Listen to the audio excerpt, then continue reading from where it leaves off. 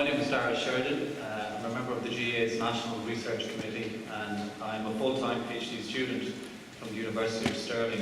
And tonight I'm going to talk to you about a key alarming trend in GAA sport, which I believe deserves our attention and our focus as a coaching community. It concerns the notion of youth sport dropout.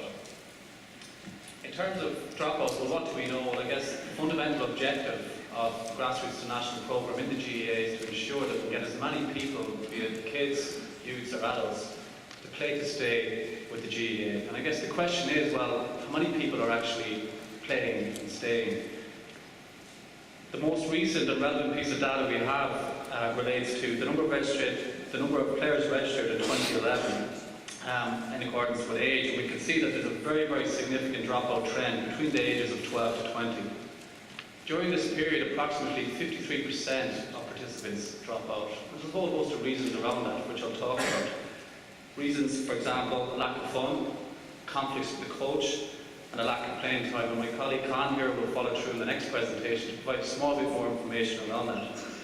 We also know that the reasons for young people staying involved in sport relate to reasons around fun, developing a sense of competency, developing a sense of fitness, and affiliation. I think this is a key alarming trend within GAA sport, but it's not only unique to GAA sport, this is a global issue we have around youth sport right around the world.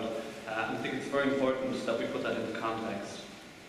What does the GAA plan to do about that? Well, I'm tasked with completing a 3-year PhD. My first review is to complete, my first objective is to complete a review of all of the evidence concerning this trend and what do we know about it from right around the world. I've just done that. My second goal really is to pilot innovative ways in which we can bring the games to young people, particularly looking at the type of format around the games, the timing of it, how we promote the games and how we deliver the games. And it's the delivery aspect from a coaching point of view that I really want to focus in on tonight.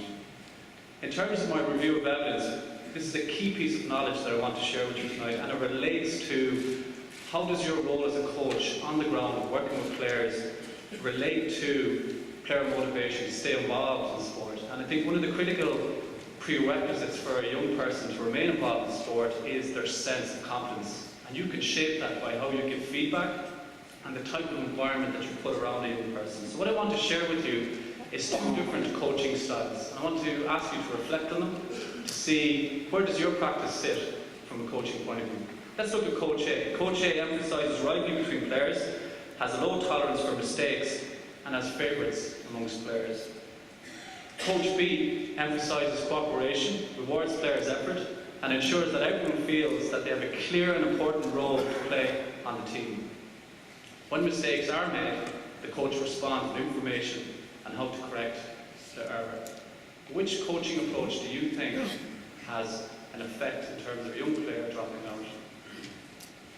Coach A. And the evidence over the last 10 years has consistently shown that. So I guess one of the critical things is how we provide feedback to these young people in terms of developing their sense of competency is critical within the youth-going years. And I wanted to share that with you this evening. To conclude, what strategies would I suggest for you to prevent dropout? When I look at the GAA vision, it really inspires me. It states the following.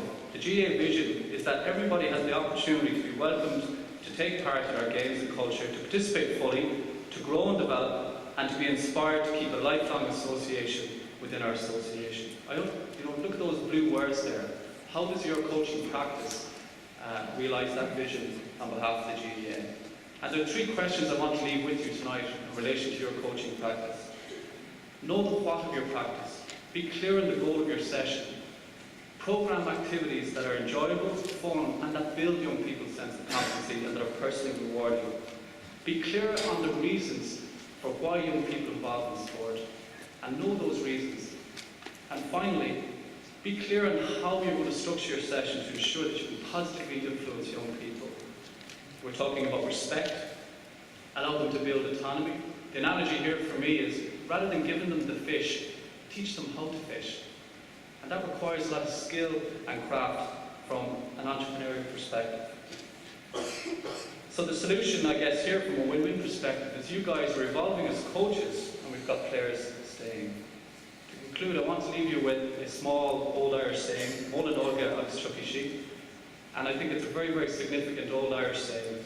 For those of you that want to keep in contact with the journey of solving this dropout problem, there's my email address.